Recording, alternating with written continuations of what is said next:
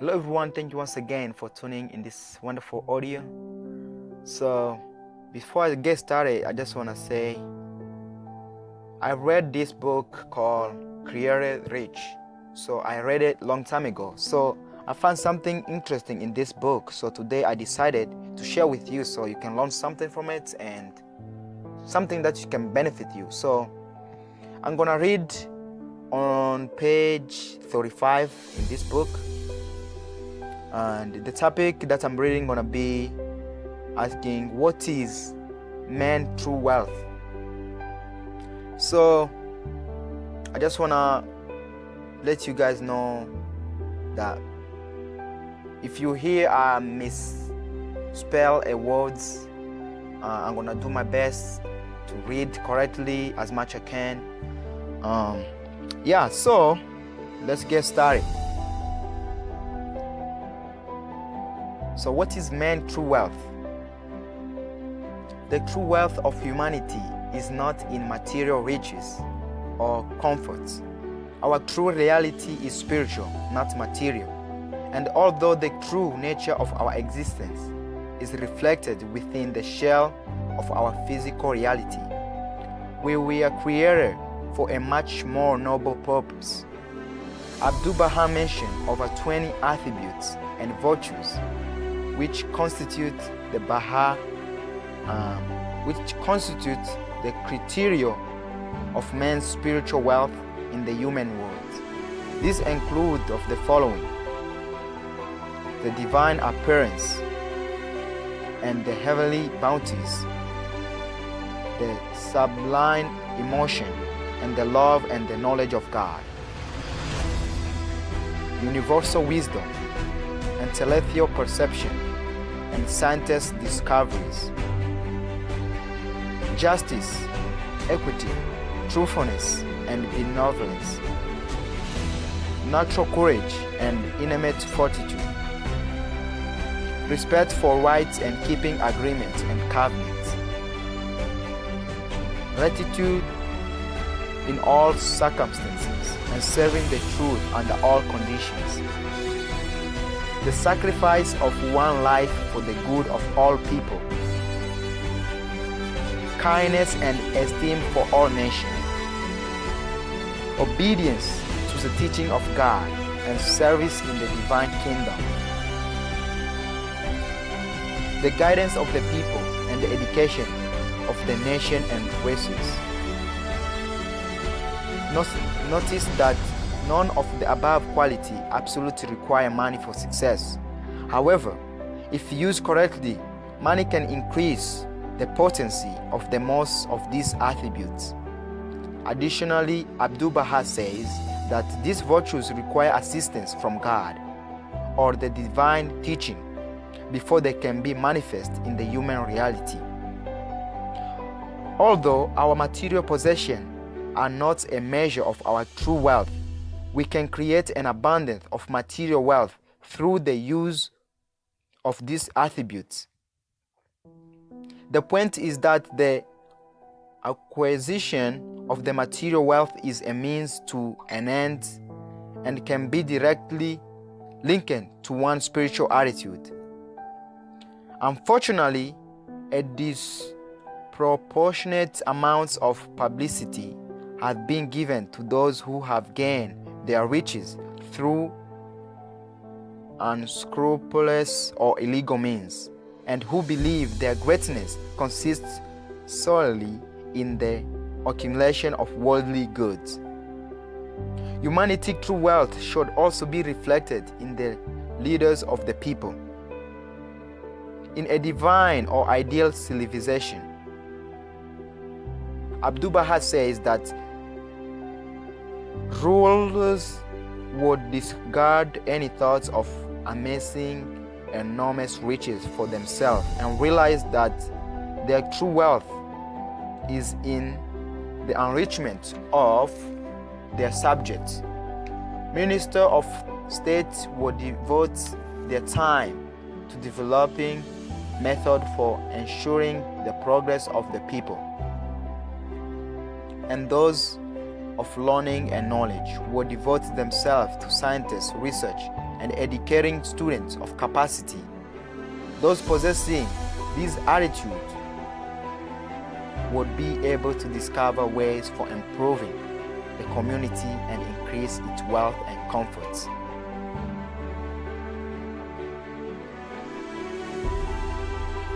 And next is requisites for prosperity. In the same way that evil is the absence of good and darkness is the absence of light, poverty is the absence of wealth. Although poverty is the absence of something else, no one would assert that it is not a fact. It merely have a negative existence. To paraphrase Abdu'l-Baha, when there is no wealth, there is poverty. Wealth is existing thing, but poverty is not existing.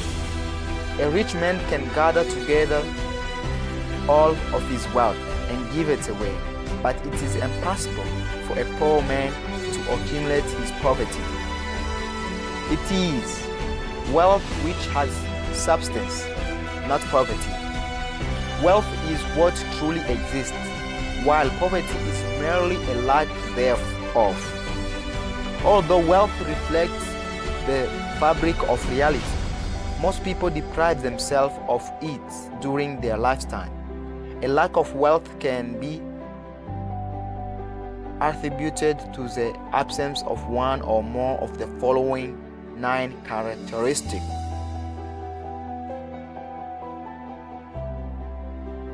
Positive mental attitude. If we view money and wealth in negative light, it is nearly impossible for us to become financially prosperous.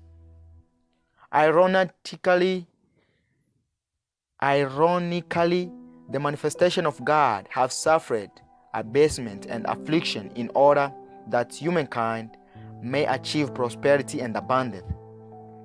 We have accepted to be abased, O believer in the unity of God, that he may be exalted, and have suffered manifold afflictions, that he might prosper and flourish.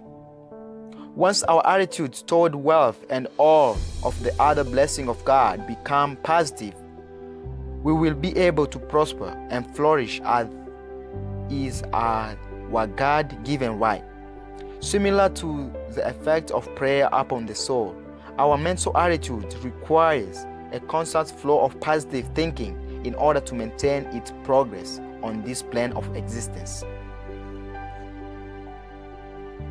Second, desire for wealth. Many people don't feel it is important to become wealthy, so they never give it a second thought, or they drift along in life naively wishing for something to make them a millionaire overnight. Wishing for wealth is a far cry from having a desire to be prosperous. Achieving financial freedom requires efforts and persistence. Changing from a poverty mentality to a prosperity consciousness usually requires a transformation spanning many years. If we wish to create a strong desire for financial independence, we must prioritize our thinking by accepting wealth as an important endeavor and prosperity as a normal way of life. Third, practical plan of action. By not having an effective strategy for becoming financial independent, most people can only complain about the impossibilities of ever achieving wealth. Financial independence requires a specific plan of action, and although there are many books outlining the practical steps for acquiring wealth, most people fail to fortunate, much less follow any plan which incorporates these principles. The chapter in the part 3 of this book delineates one way most people can achieve wealth through a practical plan of action. Fourth, consistency. regardless of how practical our plan of achieving wealth. If we don't follow it, it will never work. We must develop consistency when it comes to achieve goals, especially those involving financial independence. Think of your plan as a roadmap to financial success. If you fail to follow the planned routes, it is unlikely that you will reach your destination. But through consistent efforts, your goals are guaranteed to be successful. Consistency is also very important for achieving spiritual goals. For instance, if we do not pray, study the writings, and contribute the funds regularly, or do not live the life and teach the faith, it is unlikely that we will develop spiritually. Consistency is critical to both our spiritual and material life. Fifth, persistency. Achieving success in any endeavor requires a certain amount of so-called failure in order to guide our efforts in the right direction. Anytime we are tested on the road to prosperity, it is simply to sharpen our ability to do better. Failure should never be viewed as a reason for quitting, since this will never allow us to reach our goals. Persistence is a guaranteed way of winning. No failure is ever permanent unless we make it so by quitting. 7. Trusting your intuition. A person's intuition or common sense concerning money matter is not always acknowledged. Much less are there on the road of prosperity. Although we should be open to new ideas, we should weigh such ideas with stronger dose of common sense in order to get an intuitive feel for their value. Too often we rely on the advice of experts. For basically financial decisions we should be making for ourselves. Always remember that when it comes to your money, rarely does anyone else have your best interest at heart. The more knowledge we have about money matters, the better prepared we will be to handle financial decisions. In the same way that all people should have an elementary knowledge of health, basic financial knowledge is also necessary when making financial decisions. 8. Humility. If we become smug or complacent about our financial situation, it is a sure sign of impending catastrophe. Wealth is a bounty from God, which should be acknowledged and appreciated. Although it is natural for man to be prosperous, it is also wise for him to remain thankful and humble while going through the various stages of prosperity. What can be bestowed upon us can also be taken.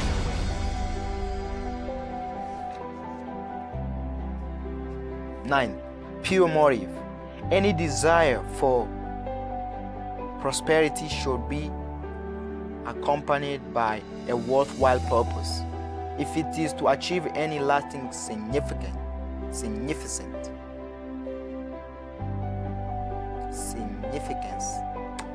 a pure motive is focal point for achieving any worthwhile purpose. Purity of motive is one of the building blocks of spiritual growth. Whenever we are faced with difficulty in our quest for wealth, we should review a pure motive that forms the basis of our goal in the first place. This procedure will help generate enough strength to overcome most difficulties and provide the necessary impetus for continuing our efforts to reach our objective.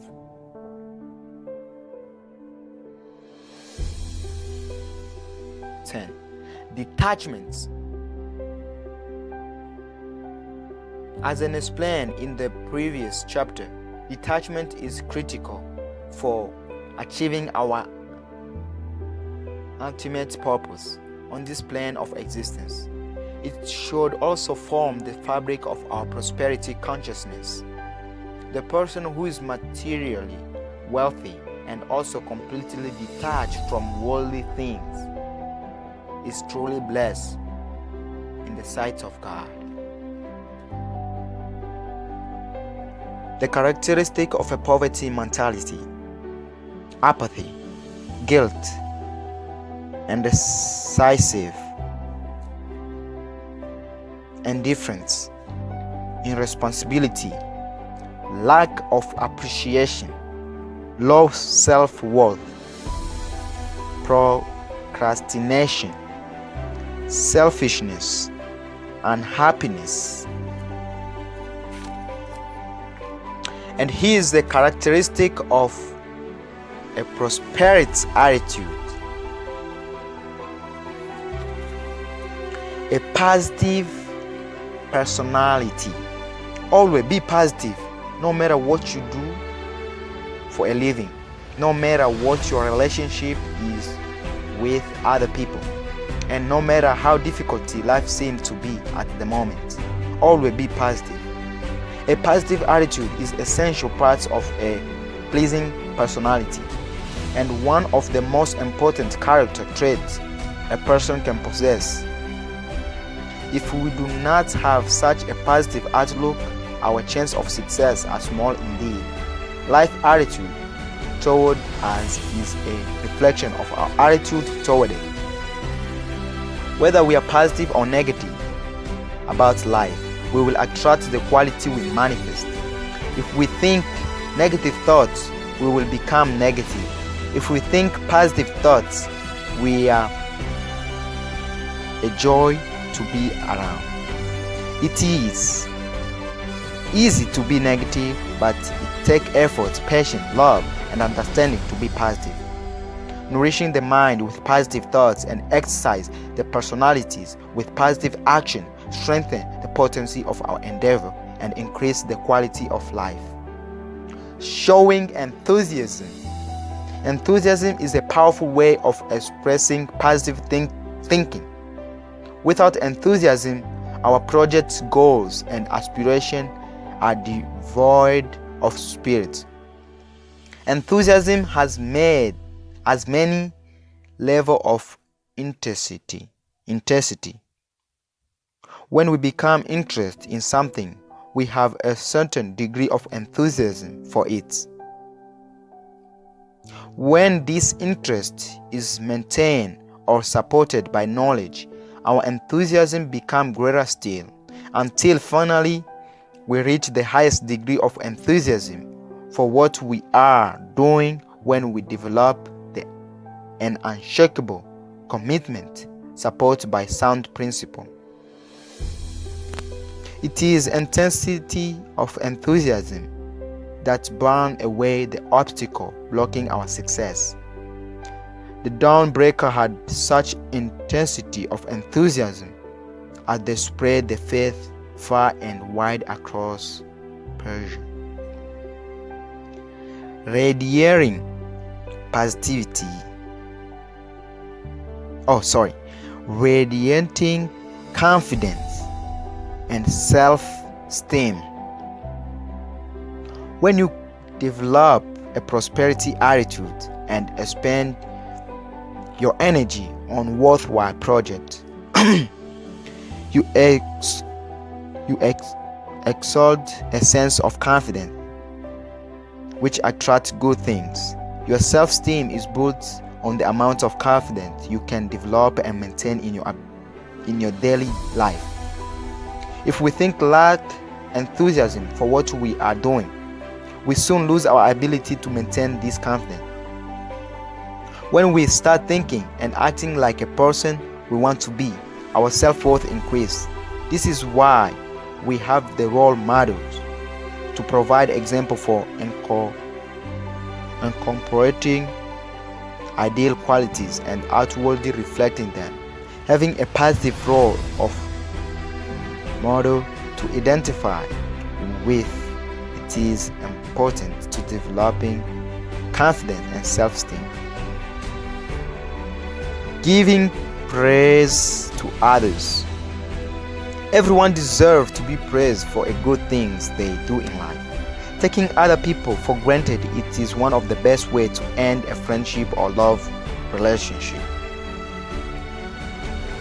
It does not matter if the other person is your spouse, a devoted employee, or one of your children. Everyone wants to feel appreciated. Not taking the time to compliment and show love to people is a sign of negative thinking, and sooner or later it will come back to haunt you in unimaginable ways. Most people take their job very seriously, so why not praise and acknowledge the work they do? The development of prosperity attitude requires us to give praise to other people. Next is keeping an open mind. An open mind is an important element of prosperity attitude. Nearly all wealth has been generated by new ideas which found in receptive response in an open mind individual. Human beings were created to carry out forward an ever advancing civilization, but it is impossible to do this with a closed mind.